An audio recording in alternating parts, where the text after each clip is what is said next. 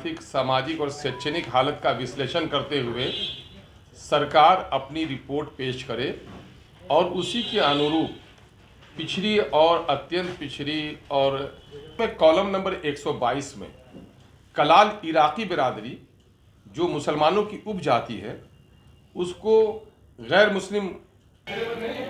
नमस्कार, आप देख रहे हैं 1824 और मैं हूं संजीव सिंह आपके साथ। गांधी जयंती के दिन बिहार सरकार की तरफ से जाति आधारित गणना के जो आंकड़े हैं वो जारी किए गए हैं। इसको लेकर के AIMIM के प्रदेश अध्यक्ष अख्तरुल इमाम से विधायक भी हैं, उन्होंने प्रेस वार्ता को संबोधित किया। उन्होंने साफ तौर पर सरकार से ये मांग किया है कि पहले भी पिछड़ा अति पिछड़ा समाज के जो लोग थे उसको उनकी संख्या के आधार पर कोटा यानी कि आरक्षण का लाभ नहीं मिल रहा था, लेकिन इस बार गणना हुआ है और इसके हिसाब से अति पिछड़ा और पिछड़ा समाज के जो लोग हैं ये लगभग 63% के आसपास हो रहे हैं। तो इसकी आबादी के हिसाब से इसे लाभ मिले, खास करके जो है मुस्लिम वर्ग के जो पिछड़ा वर्ग में आते हैं समुदाय के लोग, इनको आरक्षण का लाभ मिलना चाहिए। साथ ही साथ क्या कुछ कह रहे हैं अख्तरुल इमाम साहब, पहले आप वो सुनिए।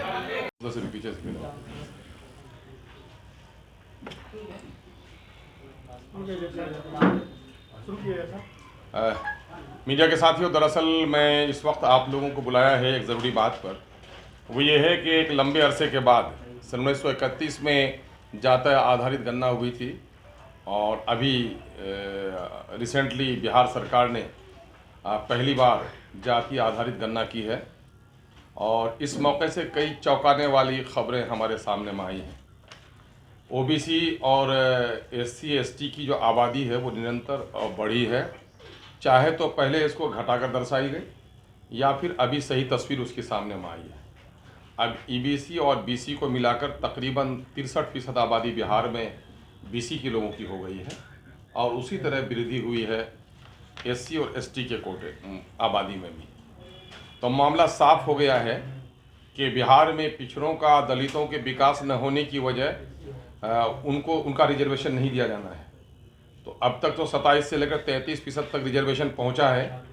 MIM का साफ मुतालबा ये है कि अब जबकि आंकड़े साइंटिफिक तौर पर हमारे सामने में आ गए हैं, इसलिए अब OBC का कोटा बढ़ाकर 50% कर दिया जाए और साथ ही पिछले दिनों से अनुभव रहा है कि OBC कोटे में जो नोटिफाइड मुस्लिम OBC रहे हैं उनको उनका वाजिब हिस्सा नहीं दिया गया।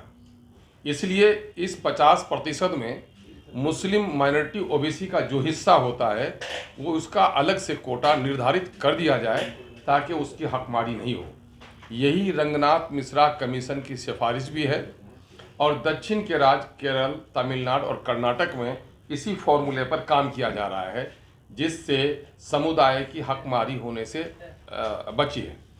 साथ ही हमारा मुतालबा ये है कि इस वक्त चूँकि जाति गणना के साथ साथ लोगों का आर्थिक, सामाजिक और शैक्षणिक सर्वे भी हो गया है, इसलिए इस सर्वे में आर्थिक, सामाजिक और शैक्षणिक हालत का विश्लेषण करते हुए सरकार अपनी रिपोर्ट पेश करे और उसी के अनुरूप पिछड़ी और अत्यंत पिछड़ी और SC ST बिरादरी को ऊपर उठाने के लिए उसके लिए कल्याणकारी परिणाम बनाए।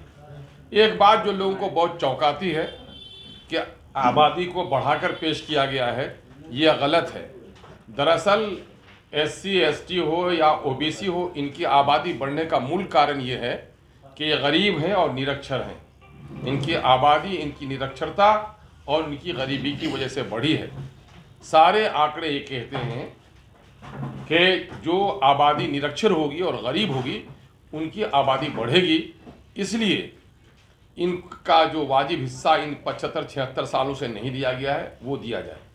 एक त्रुटि की तौर पर तरफ भी हम इशारा करना चाहेंगे और यही बातें मैंने सर्वदलीय बैठक माननीय मुख्यमंत्री के समक्ष भी रखा कि माइनॉरिटी OBC की बड़ी हकमारी होती है, उसका कोटा तय कर दीजिए।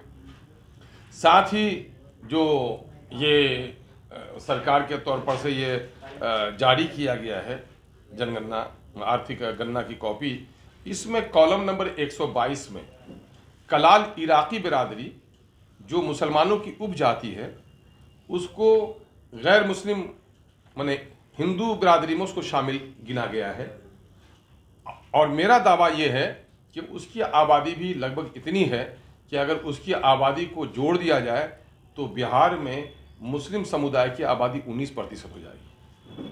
इसलिए उस त्रुटि को भी ख़त्म किया जाए और यथासिद्ध सरकार देर किए बगैर, चूँकि इनकी हकमारी 75-76 सालों से हुई है, फौरी तौर पर रिजर्वेशन बढ़ाए, रिजर्वेशन में माइनॉरिटीज का कोटा तय करे, आर्थिक, सामाजिक और शैक्षणिक विश्लेषण करते हुए इन समुदाय के उत्थान के लिए प्रोग्राम बनाए, इसके अंदर में जो त्रुटि हो गई है उसको ख़त्म करे।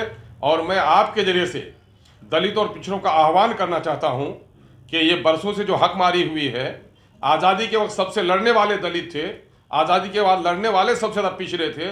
इनको सपना दिखाया गया था कि देश आज़ाद होगा तो राजा का बेटा हो या मेहतर की संतान, सबको मिलेगा अवसर एक समान। ये 76 सालों में भी ये सपना साकार नहीं हो सका है। मैं बिहार सरकार को इसलिए मुबारकबाद देता हूं कि इन्होंने गांधी जयंती के दिन इस जातिगत गणना को इन्होंने जारी किया है।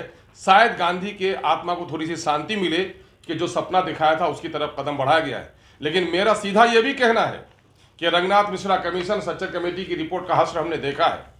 बिहार सरकार अगर ईमानदार है, आम जनों की राशि से सर्वे हुआ है, बिहार सरकार अगर ईमानदार है तो सिर्फ सर्वे के आंकड़े ही पर संतुष्टि न करे। मैं तो समझूंगा कि अगर सर्वे जारी करके ये कर रही है तो ये राजनीतिक खिलवाड़ होगा। इस पर फौरन एक्शन लिया जाए, इस पर फौरी तौर पर एक्शन टेकन काम हो और फौरी तौर पर पॉलिसी बनाई जाए और उसको नाफिज किया जाए।